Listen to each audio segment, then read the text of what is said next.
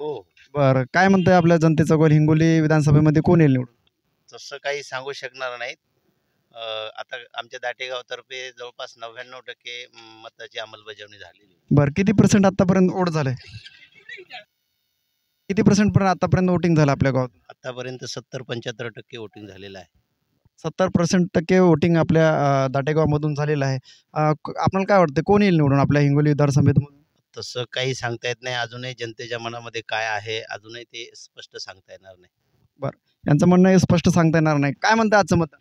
काय नाही आपलं मतदान घे शिवाजी आपले तांजू मुटकेलं. बरं, यांचं तानाजी मुटकुळेला वोटिंग आहे. आपलं काय म्हणताय?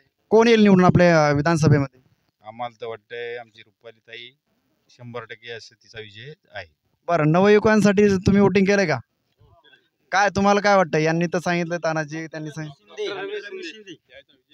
100% 101% त्याने मनोज जरांगे पाटील येत नाही याच्या समर्थक आता ते पाटलानं उपोषण केलेले आहे. तर शेतकऱ्यासाठी त्यानं आपले डिपूसाठी मग रमेश शिंदे यांनी सामाजिक आंदोलन केलं असं त्यांचं म्हणणं आहे मनोज जरांगे सोबत. शेतकऱ्यांना नवी ऊर्जा निर्माण त्याच्या शक्ती समजा.